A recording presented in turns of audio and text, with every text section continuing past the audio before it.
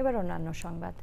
Iran যুদ্ধের কারণে বিশ্ববাজারে মঙ্গলবার স্বর্ণের দাম আরও বেড়েছে। ডিপ বাইং বা কম দাম থাকার সুযোগে বিনিয়োগকারীদের নতুন করে কেনার প্রবণতায় মূল্যবানে ধাতুর বাজার ঊর্ধ্বমুখী হয়েছে।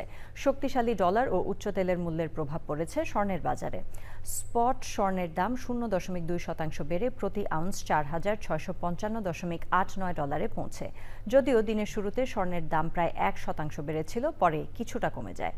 তবে যুক্তরাষ্ট্রের বাজারে আগাম সরবরাহ মূল্য 0.1% কমে 4,680.50 নেমেছে।